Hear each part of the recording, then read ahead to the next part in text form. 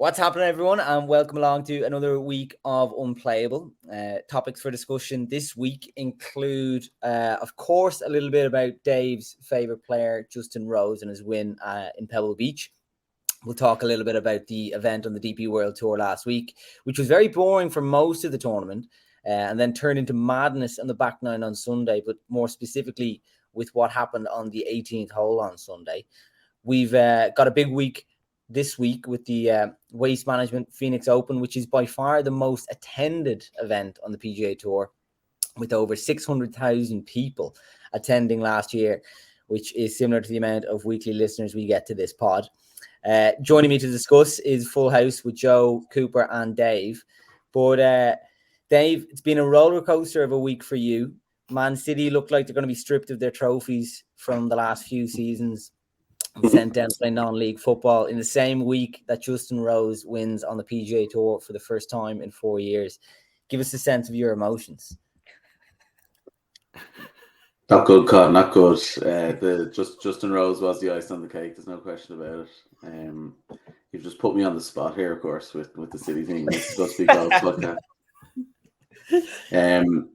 What's worse, Justin Rose winning a golf tournament again, or Man City losing their trophies? I'd say Justin Rose for me. Difficult watch.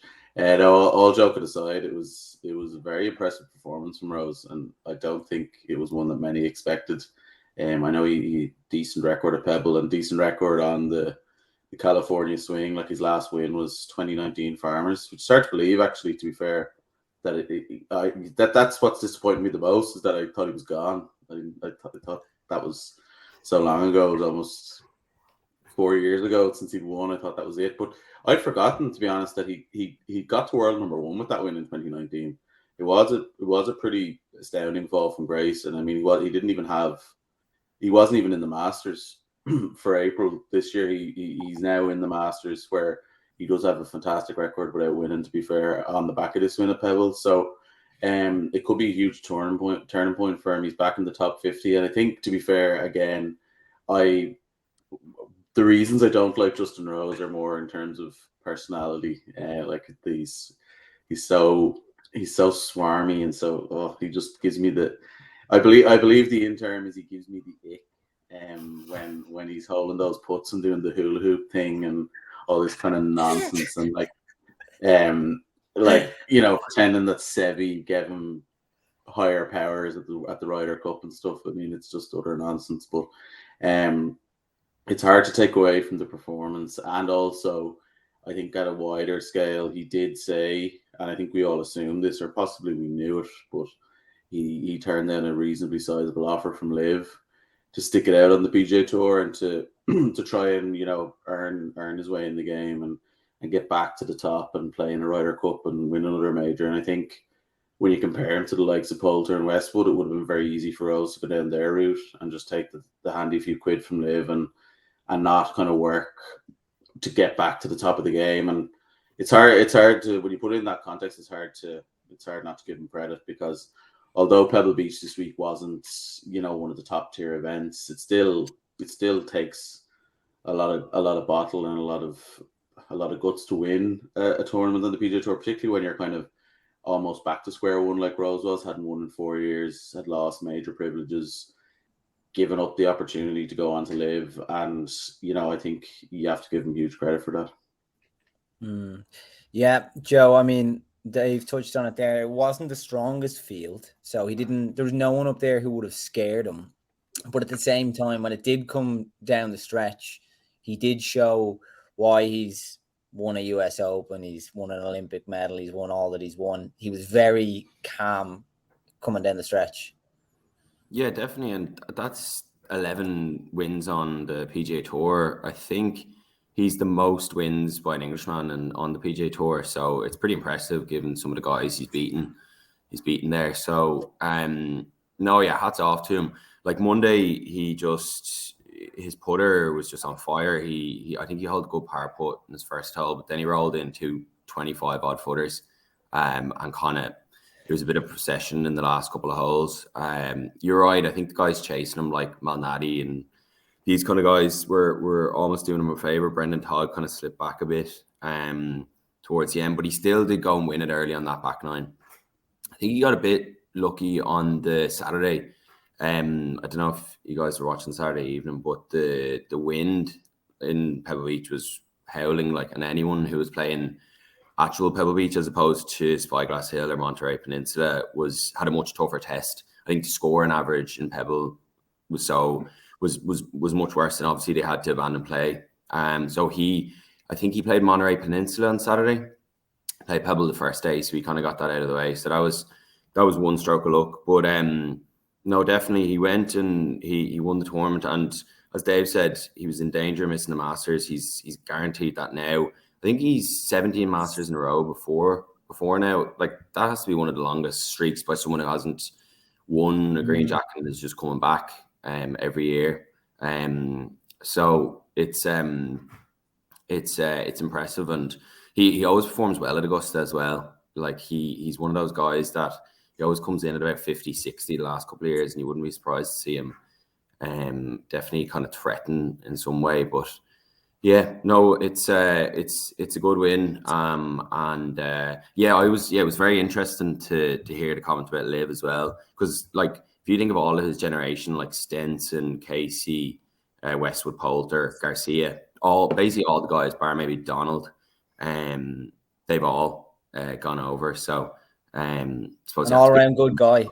Yeah. Cooper? Tough week. Yeah, no, like, I think obviously the win, it was super impressive, and the lads have touched on everything there. I don't need to reiterate it anymore, but being able to come down like 17 at Pebble is, I know he had a 3-shot lead, but the shot he hit in there, like, kind of, I think as Joe said, it was done beforehand, but to hit it into 10, 15 feet on 17 to really close it out, that's just something, I guess, clutch that we haven't seen in a long time from him.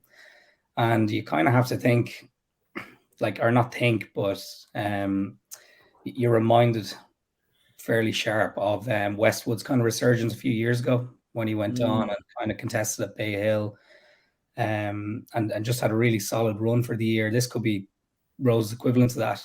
And the Liv is, I guess the best thing about this whole story. Well, not story, it could be a story, it's only starting. But if he was to turn down a Liv offer and then kind of get a resurgence in his game and get back into the top 50 in the world, get back and contested a few majors, it's just such a polar opposite to what Westwood, Poulter, all his mates who he grew up playing with are now feeling. Now they're playing with a team called the Range Goats. Like, and he's there back playing at the Masters and contesting on the PGA Tour, winning on the PGA Tour. Like, the contrast is just stark. So I'm delighted for him. Like, I know Dave isn't as good mates with him as he is with Niall Horan, but it's definitely, as far as the turning down the Liv money goes and battling back to kind of be a name on the PGA Tour again, and who knows, he could be featuring come September in Rome if he keeps it up. So yeah, no, delighted for him. The only other notable, like, there was obviously a few Yanks up there, but thought Hovland might have had a decent squeak this week because he won a USAM there, finished tied 13th. But yeah, the actual field strength has really kind of taken a hit, as it's not a kind of designated tour or designated tournament on the PGA Tour now, and lads are kind of elevated. So I think the Pro-Am, I think, kills it. Like the 6 hours with a pro for a week, or with amateurs for a week. Like, it can't be good for taking three. Yeah, because, like, taking 3 courses in as well, like, it's not something that appeals to them. I mean, I saw some talk about them possibly. Now I don't know how rooted in fact this is, but about possibly taking the other 2 courses out of rotation and just playing Pebble for 4 days, which I think would probably entice players a bit more. And then there was talk about rotating designated status with Phoenix every second year, but I think Phoenix is just taken off so much. I don't see them taking that away from them, to be honest with you. I think like Pebble Beach has the US Open again in 2027, so like it does get the US Open a fair amount on the rotation, in fairness. So I'm not sure whether the tour. I know it's a different organization technically, but I'm not sure if they owed him too much. But I think they would probably get a stronger field if it was Pebble for 4 days rather than Pebble, Spyglass, Monterey, and also to be a better watch for the viewer because it's kind of a messy watch the first 3 days, I think. And they don't have they don't do themselves any favors in the States with their coverage. Like they didn't have TrackMan or Shot Tracer or anything at the other two courses, only at Pebble. And like we're so used as a viewer now, we're so used to that being a part of the coverage that it is actually kind of almost taking a step back into time when you're watching golf without it, which doesn't really entice the viewer. I mean, I'm sure this week is not bringing in any casual viewing, which puts it in immediate contrast with what's to come this week in Phoenix, which I think is 100% gathering in higher ratings just based on the setup that they have created in Phoenix. It is. It's turning into essentially a bit of an exhibition. Like for a lot of people who probably tune in the US, they're there to watch Aaron Rodgers play. They don't really care too much about Spieth playing 3 different courses over 4 days, because it's not that important. And of course, I think that's a great idea. If they are considering sticking it to Pebble maybe for 2 or 3 years, not just for kind of US Open warm up, but to actually get some sort of a decent attendance from the best players in the world. Yeah. But equally, like the point you make about Aaron Rodgers, like obviously one of the most well-known personalities in the States, like the idea of seeing someone like that play golf is not a novelty anymore because you see them play the likes of the Match and you see them on YouTube and stuff. So it's not even the same experience that it would have been 20 years ago when if an NFL quarterback showed up to play the Pro-Am, no one would have seen them play golf before and would have been excited to see what they'd be like. I mean, that's gone now. I'd say it's unbelievable for the amateurs to be involved, but from a viewing perspective, in my opinion, it doesn't add anything to it. Like the Dunhill is done so much more subtly on European Tour, which is obviously just a contrast in the cultures of America and the UK. But they just milk it so much, like the whole celebrity aspect to it. I was a little bit interested to see Gareth Bale hit a couple of shots and all that sort of stuff, but the likes of Bill Murray and all that, like I just didn't want to tune in at all for the first few days. I was interested when it came around to crunch time on, I was going to say Sunday, but the Monday finish. I think when we're watching high level competitive golf, as you, I don't know which one of you said it, but it's a bit like an exhibition, you know. See, Aaron Rodgers was getting some stick off Keith Mitchell for his handicap as well. I think he's playing 10, but he's a 2. Some in his local club. He'd allegedly, I think, shot an 86 the week before or a couple of weeks ago. So he managed to get another 8 shots added onto his handicap. So Mitchell gave him a bit of stick in the interview, which is good to see. This is the other thing as well, is that like the handicaps over there are so skewed that like I think when the Dunhill Links is being played, if you have a guy from Ireland or from the UK playing off 2, you can be fairly certain they're actually a 2. So I think that the standard of golf from the amateurs is probably a bit better at the Dunhill, which probably means that the pros are kind of happier to play it. And also it's like the Dunhill, like McIlroy can play with his dad, like Harrington plays with like Dermot Desmond and stuff, like, you know, people who back them. So like they're able to kind of choose who they play with. Whereas this is like, there doesn't need to be any rhyme or reason to this. Like, I mean, Bale was with Bramlett. Like, for example, like why wouldn't you put Bale with like Spieth? Why wouldn't you create a blockbuster pairing like to drive it a bit further? Like, because I think I would have been more interested to watch Gareth Bale if he was playing with a more recognizable PGA player. Now, in fairness to Bramlett, he managed to get himself up and around the leaderboard, even playing with Bale. But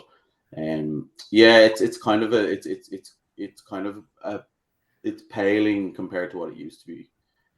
This event, there's no question about that. Spieth was asking for it to be made a designated event. because I think twofold. He loves the course, obviously, like a lot of people, but he's an AT&T ambassador, so I'm sure that's a factor. But I think if they were to change the amateur kind of setup, as you said, and just play it at Pebble, it would have definitely more of an argument, because you'd watch 4 days of Pebble. I mean, some of the kind of views there and some of the holes are just insane. So incredible. Yeah, it's got something there, but yeah, at the moment it's not a good product.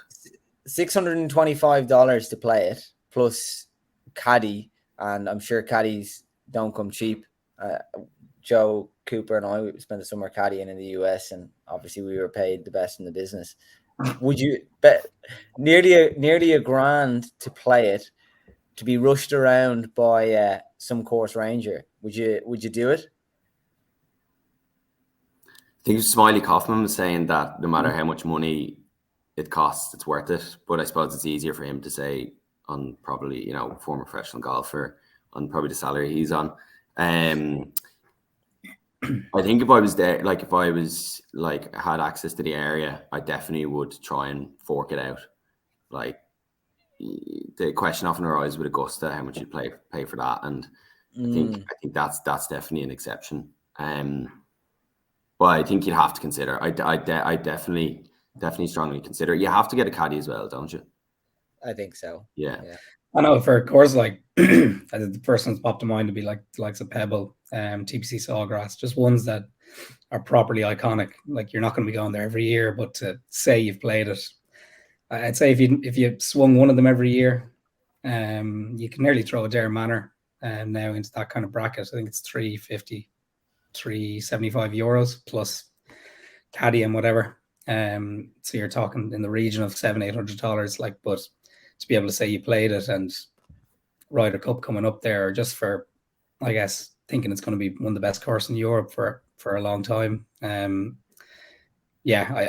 say if you built one trip every year around a course like that, you might be able to justify it, but you couldn't do what the Americans do when they come over here and rattle off 6 or 7 of them in a week.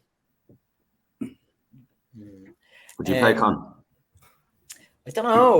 Pebble, I think it's a good point. If you're in the area, it's probably a bucket list thing. But $1,000, I just can't imagine the experience would actually be that good. If you're going to be rushed around by a ranger and you've got all these people that are playing and they're just going to spend ages taking pictures, and it could be a 6-hour round. I don't know. To pay $1,000 for it, you'd probably get a little bit pissed off by the 12th hole or something. Would you pay £200 just to play the 7th? That's a good question. How many? I definitely would. Yeah. I think that 8th hole is arguably is good. I mean, the 7th is more famous, but the 8th hole is insane. That second shot over the kind of canyon. On speed, nearly killed himself on. Yeah. Sorry, go on, Dave. It's probably one of those things though that there's if coming from an Irish perspective, there's a trip of a lifetime to be had going to California playing golf, and obviously Pebble would have to be on the list. There's so many great courses on that side of the States, that if you were kind of doing a bucket list trip to the West Coast, it'd be one of those things I don't think you could go and not do it. It'd be like if you could only go to Scotland and play golf once in your life, not playing the old course. It is one of the iconic golf courses in the world. So I think it will be difficult if you were planning something like that to not try and knock it off the list. But yeah, for me, it's not in the Augusta bracket. It's not what would you pay to play Augusta? I mean, it depends. If no matter what offer you got, you'd have to consider it. You'd have to sit down and figure out what sort of loan can I take out here. Would I mortgage it out? Yeah.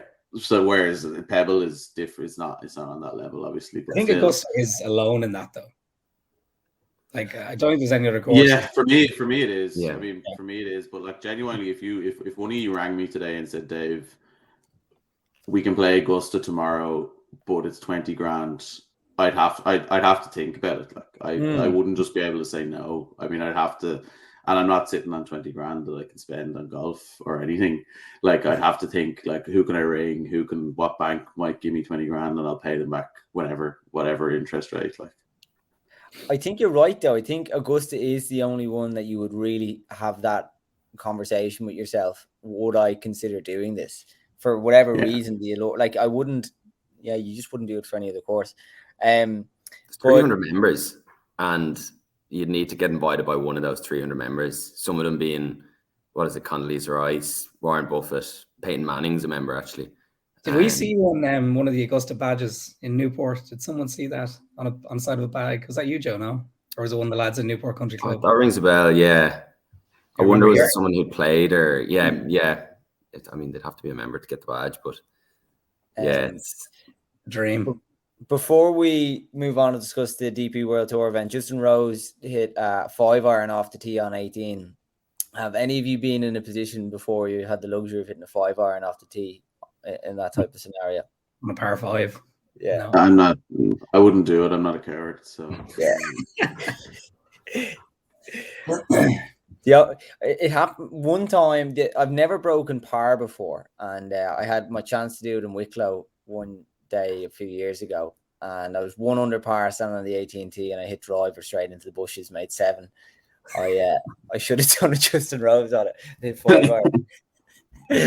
But speaking of Daniel Gavins on the 18th in Ras al Khaimah, for anyone who didn't see this, he came the tournament itself, again, pretty weak field. We discussed it last week that it wasn't one of the Rolex Series events, but obviously a very big deal for the lower ranked European Tour players. But Daniel Gavins comes to the 18th, effectively had a 3-shot lead. He hits water all down the right. He hits his driver into the water, steps up next one, driver down the fairway. Then he goes for the green with a fairway wood, hits it in the water again, drops, makes an unbelievable double bogey to win by a shot. Absolute carnage, Cooper. Yeah, like I didn't get to see much of it over the weekend, but thankfully was tuning in just for the end of that while having a few drinks. No, it was like, and he said actually there was a very funny tweet afterwards. The DP World Tour put up, I guess, exactly as you described, shot 1, shot 2. And I think the morning after, he might have had a few beers or he's probably still awake. He said, please don't rewind me. Like he's to hold that, I think it was a 30-foot, 25-foot putt on 18. Imagine your nerves or like how rattled you'd be after finding the water twice on 18 when you're leading a tournament. Like it's hard to imagine kind of the mindset of where he was at standing over that putt. And if there was, I know we were talking about kind of caddy or mic conversations last week, I would love to hear what his caddy was saying to him walking down 18, because in terms of actually managing someone's emotions, or like not managing your own emotions, but trying to help someone manage their own emotions in a situation like that, I'd say the poor lad was absolutely in bits. I don't think I've seen anything coming out this week yet on it, but like it could be one of the most interesting kind of, I'd say it took longer than 5 minutes, 10-minute kind of walk downs in terms of a case study as to what goes on in the golfer's head when the wheels come off.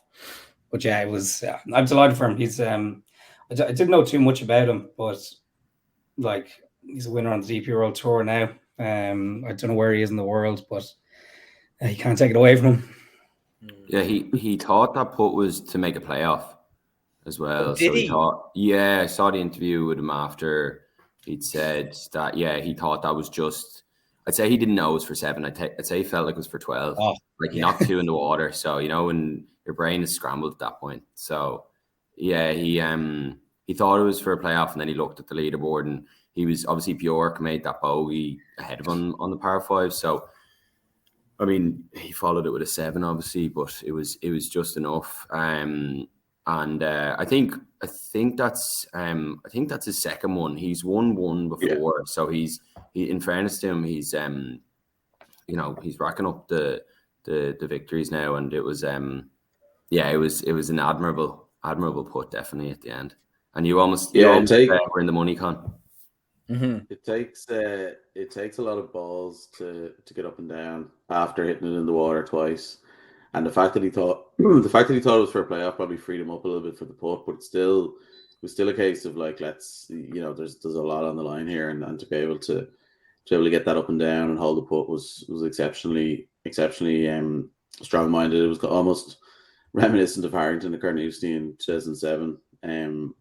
That was the one that came to mind for me. Someone ended up in trouble twice on an 18th hole, making a double bogey and still somehow getting the win. But that back nine in general turned into chaos for an event that wasn't really that interesting. There was an awful lot going on in that back nine. And that 18th hole in particular was pure chaos. As you said, Bjork with the bogey. Then obviously Gavins, and then Xander Lombard comes in and rips a second shot to about 10 foot to give himself a chance of catching Gavins, which was just out of nowhere given the way some of them have been playing the hole. So yeah, like it looked like a very interesting golf course. I know Harrington said that he had hit 8 fairways after 2 days, and that placed him, I think, in the upper half of the field. That's how difficult it was to drive the ball. So I was quite surprised to see the score and be as low as it was. But I think the course certainly fought back on Sunday. I saw some of the coverage where on Sky they were predicting a winning score of 22 under, and obviously 17 with a little bit of help from Mr. Gavins on 18. Ended up being the winning score, but like I think that the golf course certainly showed its teeth towards the end. Just across the Gulf, the big dogs were playing in Saudi. Did you see how many of them missed the cut? We had so just for context, the Saudi International was on the Asian Tour, and we had a load of the Live boys were obviously overplaying in it. It was won by Abe Anser. He was chased down by Cam Young, which was a little bit startling to see him in the field, given he's not a Live player. But missed cuts included Phil. We had Cam Smith, Bryson. They're not used to cuts anymore, though. Yeah, fair point. The concept of a cut in a 72-hole tournament. That was the. I remember. I think Cam Young did. He was one of the few players that kind of asked for an exception to go over and play in it. But seeing his name in and around those lads, it just scares the shit out of me, to be honest. I think we were all big fans of him last year in his road to the rookie of the season. And if he had won, that would have been absolute poetry. Hoping that he doesn't eventually end up in Live. Not quite Rory taking down Reed on the DP World Tour, but it would have been a nice, a nice way to cap off the Saudi International. It's his 8th podium finish of the last year. Like obviously he's those top threes last year, so he's surely he's close to doing a Scotty Scheffler-esque year now this year. You'd have to imagine the floodgates will open in some way for him. All started for Scotty this week last year as well. I was going to say, is that an insight into your tip this week, Joe? Is it? Yeah, there you go, Joe. You might have stumbled onto something there. Desert to desert. Answer jumped from 37 to 26 in the world rankings, so that was probably the most significant factor of the week. Like, they're such valuable points for him, given he won't have another chance to play in a world ranking event until Augusta, obviously. And there'll be another big gap between that. So I'd say that means more to him probably than the hefty check he no doubt received. Yeah, it obviously stops the bleeding from the world rankings. But you know what's, stood out to me? I was looking at Brooks Koepka. Like, came 46th in this event. He has just become such an irrelevance. Like, given his dominance in, was it 2017 and 2018 when he won the 4 majors? Like, I know we always talk about Rory, but like, you contrast that with Rory's longevity and Brooks Koepka's flash in the pan situation. Like he has just, as I said, become such an irrelevance in the world of golf, Dave. Yeah, I mean, it's not really surprising given where he's playing though in terms of like his level of competitiveness. I mean, I think this is gonna slowly but surely happen to a lot of these guys that move to live. To be honest with you, because they just won't be playing enough competitive golf. And Koepka was kind of already on the downward slide, but I think the fact that he doesn't play as much as he used to. He's not playing 72 hole events. He's not he's not competing. It has to be a factor. I mean, I think by all accounts he seems to be the surprising star of this new Netflix documentary. So maybe he's about to have a resurgence in terms of the minds of golf fans. But I mean, when's the next time you're likely to see Brooks Koepka compete in an event anyone cares about? It doesn't look like it's on the horizon. So it's a little bit sad really, because I mean you think of the period of dominance he had a few years ago, winning 4 majors in the blink of an eye, but it seems like that will just go down as being a 2.5 year stretch that was an anomaly, not the norm for Koepka. Yeah, like he even I think we talked about it already, but with the Netflix documentary coming out, apparently it's an insight into the mind of a man who literally is completely lost his golf swing. So that was obviously filmed over. when they start off, in Phoenix actually last year maybe, and then it went through the entire year, something like that. But for basically all of 22, wasn't able to play golf. Like I think he competed in maybe 1 or 2 live events. Did he won one as well? Did he? I don't even know. Or did the team win one? He was on the podium at one stage anyway, and like it was literally, I think he was barely able to manage 54 decent holes of golf in 1 week over the entire year. So it's yeah, I agree, Dave. Like remember him just showing up to majors. He'd probably play around 10, even less events a year, and then just rock up to the majors as his literally singular goal for the year. And he was very open about it as well. But like when you have a force like that coming into a major, it really adds to the excitement. And now we've just lost him to this shite. I don't know. I think we obviously kind of everyone's heard now about the Bubba's new team, the Range Goats. And apparently, when you think of goats, or the kind of anagram you think of the greatest of all time, and apparently that's not what it stands for. It's golfers on a team. Oh, so if you couldn't get more fucking cringy, Bubba just seems to. There's a disgraceful video on Twitter that they're going to take down 100%, but it's probably worth a watch to see the state of live at the moment. But there was you go onto the website now, you can see the new teams have been announced and the logos and all the live intern has been busy. But they also is there one of the teams as well that's been renamed the Rippers? Yeah. The wouldn't look to be fair. Cam Smith just looked like he did not want to be there. He was the one to showcase for that video. And like you could just tell by his face that he was like, oh my God, they're paying me so much money, so I have to say this, but I don't want to say this at all. I mean, the Ripper, like that just says serial killer to me. Like you've named your golf team after one of the most infamous serial killers of all time. I know, but it's I think Con will be able to give us a local example of like it's a bloody ripper. Yeah, it's a very odd. Yeah, but I mean, it's supposed to be an international game, not just a. But just one final point on Live. The Live intern has put out a paragraph on each of the teams that you can read, and to give you a taste of what it is. This is the one for the high flyers. There's always another level. The high flyers aren't content to reaching the summit.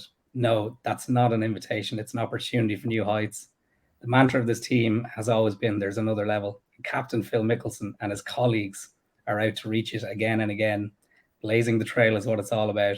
They're about to transform golf and transcend their opponents because legacies aren't given. They're built with dreams and drive. Like, I don't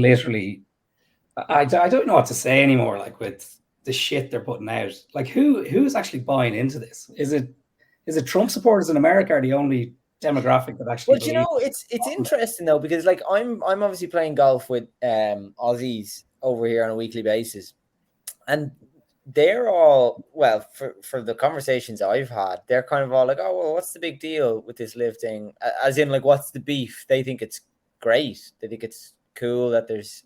I can't speak for everyone, obviously, but there is definitely an openness to it. I think you need to reconsider who you're playing golf with if they think it's cool. I mean, like, did you not hear it? Like, why don't you read out to them what Cooper just read out and ask them their opinion on it? I think a lot of people don't see a lot of this, to be honest. I think they just hear about it, and also no one's watching it. So, like, yeah, true. The guys you play golf with aren't watching it. So, I mean, I don't really know who the demographic is, but it is incredibly cringy, and I think a lot of them are just, the bank account is the only reason they're there, as we've said before. Yeah. Did you see the hearings this week as well? Oh yeah. For the DP World Tour versus I think it's for 13 players who've moved to live. So it's just a hearing. It's not a court case. It's behind closed doors. So apparently Westwood is given evidence. He was given evidence yesterday, and he was testimony. So yeah, and I think it's expected in about 2 to 3 weeks the verdict, and obviously they won't. One result being they'll probably be banned. Some people saying indefinitely. But then the flip side is that if these players are approved play on the DP World Tour, you could see Cam Smith, DJ Brooks playing in DP World Tour events, and it does beg the question what we were speaking about last week. Like, does Keith Pelley actually want to win this? So it'll be interesting. But yeah, 2 or 3 weeks away. And obviously that'll have Ryder Cup implications as well, given they'll be allowed play or not on the get points, because obviously none of these players can get it on the PGA Tour at the moment. So that's what it all comes down to. So this hearing or court case or whatever is all about, can these guys play on the DP World Tour or not? Yeah, it's a kind of simple yes or no thing. I think it's the question: is it reasonable for them to be banned? Do the DP World Tour have the right to make that decision, basically? And so, just quickly, why do the DP World? Why has it gone to this scenario with the DP World Tour as opposed to the PGA Tour? Like, do the PGA Tour just have a different set of rules that they can just ban? That's it, yeah. Yeah. No, there's a difference in constitution essentially. So the DP World Tour, where that's essentially the crux of this is, did they have the right to do it? Because they if you remember, they suspended and fined any of these 13 players who played in the initial live event in Centurion in London last June. And then they were able to get it overturned to play in the Scottish Open then after that. So essentially the crux of it is, did the DP World Tour have the right to suspend and fine them? And if they did, then they're just going to suspend the rest of them going forward. But if they didn't, then obviously it's open season for any of these live players to pick and choose which events they want to play. But it's hard to say what way this is going to go. I mean, I've heard Mickelson, say that he thinks Liv are going to win, but I mean, who cares what Phil Mickelson thinks? It's a legal case. It's like Man City saying that there's nothing to worry about with this financial fair play stuff. I mean, you just couldn't take them at their word, really. Yeah.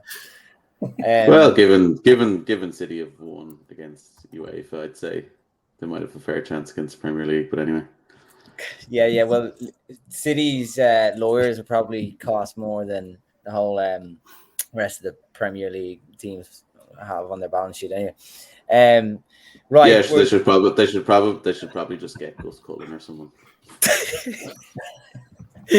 Anyway, this isn't a football podcast, so we better preview the week ahead. Huge event in Phoenix, to be fair. I think it seems bigger this year. I don't know if that's just me, but it's very iconic. 16th hole, the stadium hole. Tiger actually had that hole in one that's been used in memes over the years, back in the late 90s. Most attended, as I said earlier, golf event of the year, with either 600,000 or 700,000 people going last year, with 216,000 people on the Saturday, which is mad. Huge field with Lowry, Rory, and Power of the Irish involved. But Cooper, it's the first time we'll see Rahm and Rory probably in a little while going head to head, since the two of them have elevated themselves to be the top two players in the world. Yeah, I think that's the like, obviously it's a stacked field. You've got the Scotty Scheffler coming back to defend his title. You've got a few lads coming into form, but like it really is a kind of separate entity. The Rahm Rory, who is the best in the world, kind of debate, with them both being in such good form, and especially I think like with obviously it's a designated event, so you're going to get the strongest possible field out of a PGA Tour event. But at the same time, I think everyone is kind of just thinking about April now. It's really fast approaching now. It's hard to believe we're nearly halfway through February already. So we're looking at 6-7 weeks till we're in Augusta. So things are really starting to hot up now. But I think from this course in particular, it's obviously Super Bowl weekend as well in Phoenix. So I'd say an Airbnb in Phoenix this weekend is probably your membership at Augusta, just to stick around. It sounds like it could be the best place in the world to be on Saturday, Sunday. But in terms of a golf venue, yeah, I think I heard 600,000 as well. If there's a hole in one, there's going to be 2,000 cans of beer thrown onto the 16th. Like atmosphere wise, it just looks it looks amazing from the spectacle view. You get a good view of it in the trailer for the Netflix documentary as well. There are people lining up outside at like 3 a.m. on the points. So I'd say there's a bit of annoying American drunk vibes as well. If people are on the piss from 3 o'clock and they can't handle 3 beers. But as far as the golf goes, it should be fairly good. I think we'll kind of dig into tips and all later on. But yeah, it's definitely be tuning in. Yeah, it's the purse has gone from with the elevated status, it's gone from 9 to 20 million in the space of a year. So that's why all the big dogs are in 10.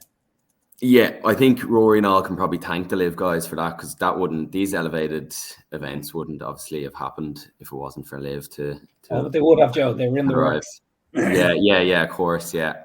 They were planning all along, but this event, it's actually the 5th oldest event on the PGA Tour. I think just because of its popularity recently, it's kind of felt like one of the newer events. Like, it hasn't been in TPC Scottsdale the whole time, but it's becoming one of the biggest. Obviously, it's becoming one of the most recognizable, I think, on the PGA Tour. Like, bar the majors and the players, it's in that status with probably the Memorial, I would say. But yeah, it's always a good spectacle. You wouldn't want it every week, but I think it's something different. And yeah, I think Rory and Rahm are going head to head for the first time since the DP World Tour Championship at the end of last year. Obviously, Rahm came out on top that time, but yeah, they've won 7 of their last 14 events combined. They're absolutely dominating in strokes gained. I think since the start of 2021, they're just miles ahead of anyone else in all the different stats. Funny enough, Rahm, I think, is still 3rd in the world, though, isn't he? I think Scheffler has still got 2nd spot, but somehow from the points, I think from the events Rahm has played, haven't given him as many points. But yeah, it'll be interesting to see. Obviously, I think this is like really where the PGA Tour season kicks off. I think we said like the Abu Dhabi was where the DP World Tour kicked off this year, but I think this is the first proper event, because the Century only had 30 players in it, something like that. So it's the first full field. Dave, this is Lowry's obviously in the field this week. He's got a new caddy on the bike. Yeah, he's gone with Darren Reynolds for the next couple of months to get us up to the Masters, or to get him up to the Masters. Reynolds previously caddied for Paul Dunne. He was on Paul Dunne's bag when he won the British Masters in 2017. Caddied a bit for McGinley, I think, as well. He caddied for Lowry for a few weeks while Bo was off on a bit of paternity leave, I think, a couple of years ago. And I think Larry, the quote was at the time was that he felt like they were too pally, because they have a history of friendship. I mean, just from being around each other on tour while Reynolds was caddying for the other Irish lads.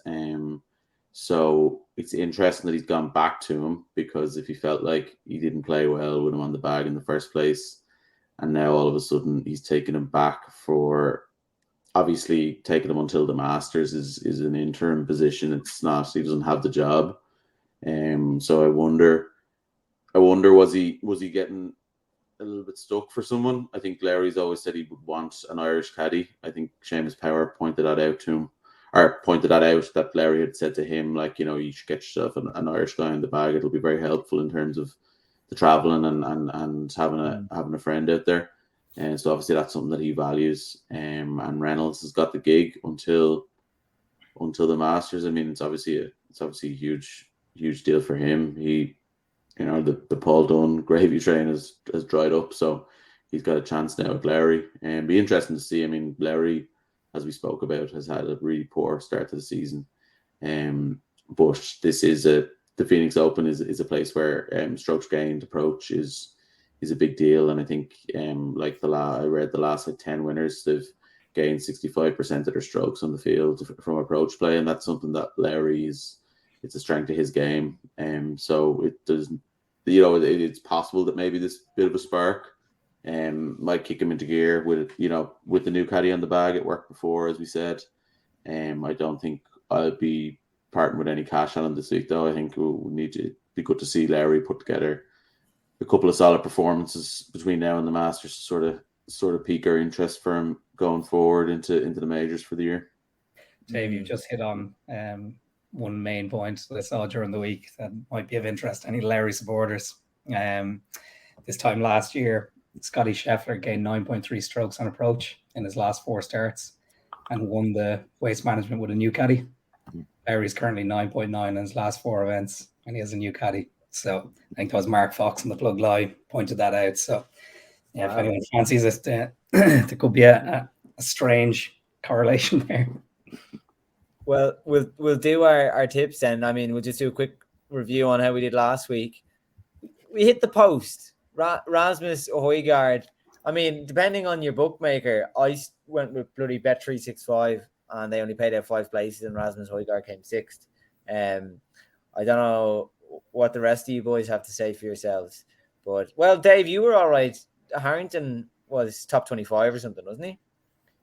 Yeah, I think he was top 25, top 20. Harrington had a typically frustrating Harrington week where he twice played the front 9 / front 10, 11 in 5-6 under and proceeded to bogey his way through the rest of the back 9. So it was almost like every time he got himself into contention, he took a step back. But to be fair, I did just pick Harrington to try and double down on my position from the week before. So yeah, you were just bullish on him as a whole. Hopefully get back on track this week. But as for the other two, I don't know what to say about them. Well, I'm improving. I made a cut this week, so it's all about improvements. I should have known, given Jordan Speed almost fell off a cliff at that event last year, that he wasn't going to go for. But I think I said it to you lads, he's the worst golfer to watch if you backed. He's so, like, he's the opposite of fairways and greens, 2 putts. You know, he plays the golf course in a different way than everyone else, which is why we all love him. But don't go near him again.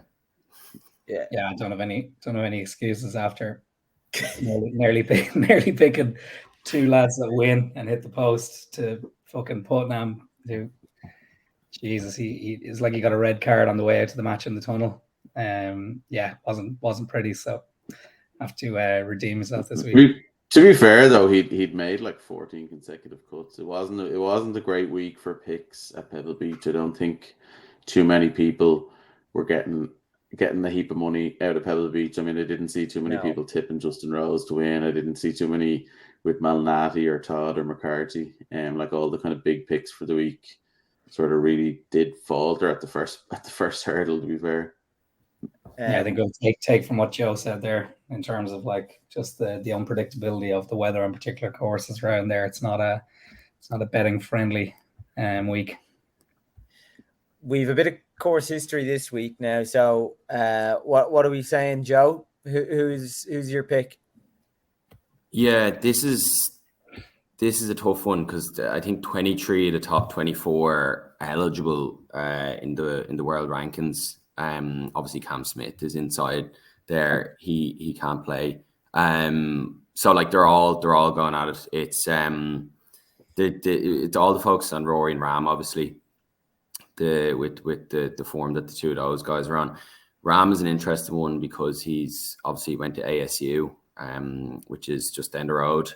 Played a good bit of golf here. I think he also was given a sponsor's invite when he was in final year, and he came top 10, I think, that year. So they've actually stopped giving the amateurs those invites because it's a designated event, and they want pros who are struggling to take advantage of the possible huge purse. So amateurs aren't getting the chance. So that's an interesting consequence actually of these events. But anyway, it is hard to look elsewhere, but I'm gonna try and do that.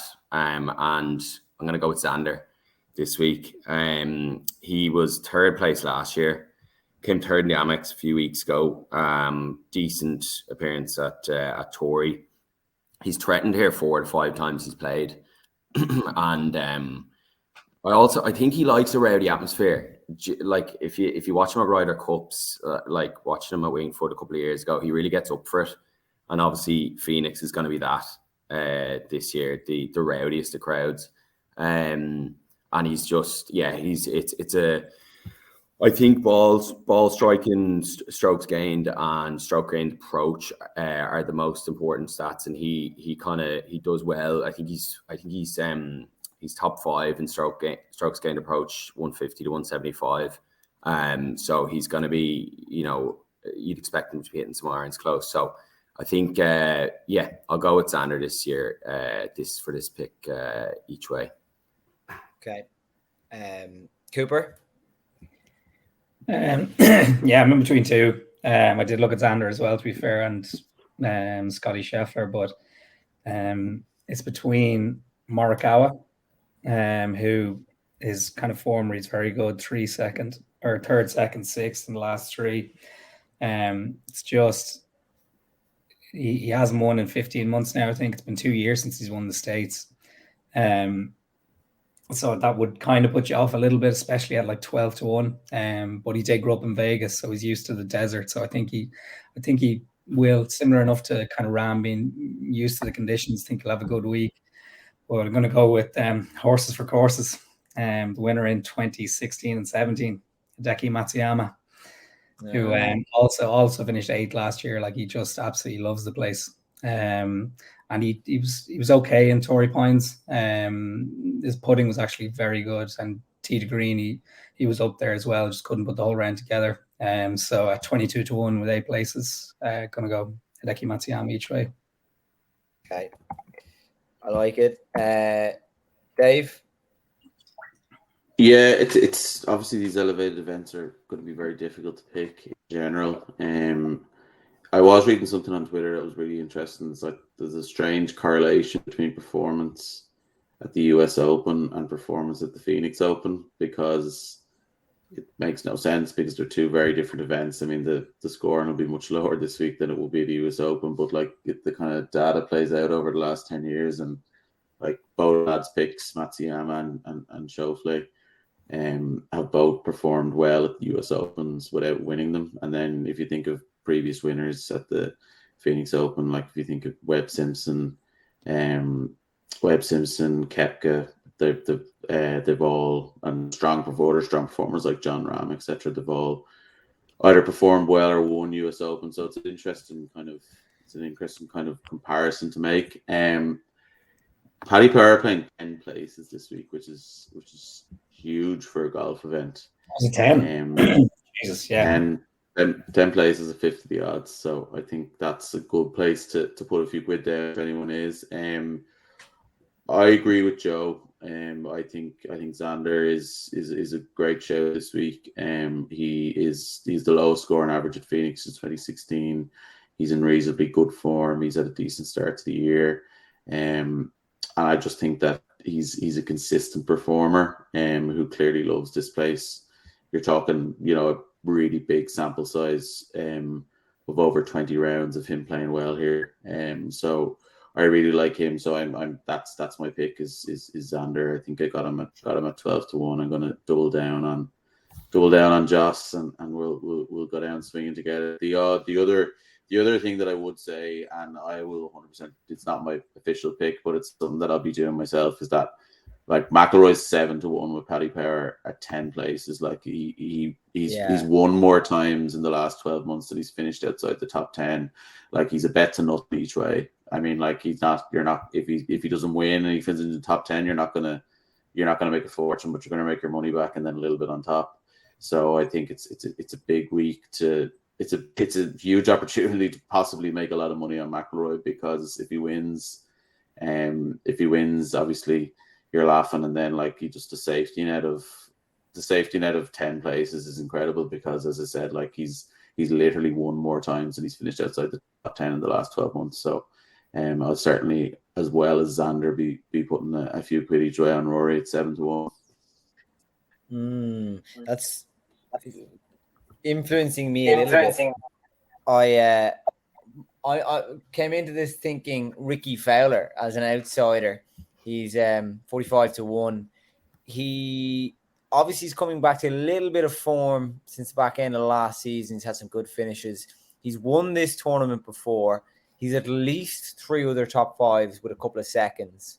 The only thing that he has going against him is the fact that he's not played well consistently for the last 2 or 3 years, and this is a very strong field that he's going up against. So I don't know. I'm torn between what you've just said with Rory and getting a little win on the board. But no, I'm going to back Ricky 45-1 each way. He's going to bring it home, baby. Plus, the Phoenix fans tend to shout a lot of abuse at him on the 16th.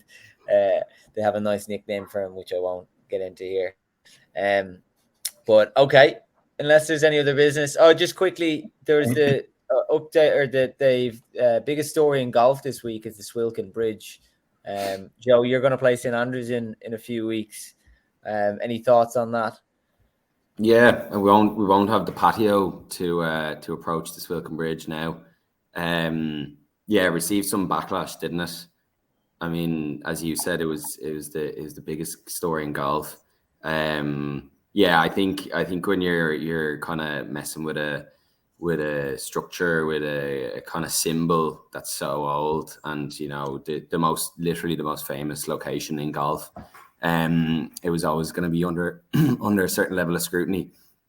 Playing there in April, hopefully. We're relying on the ballot, but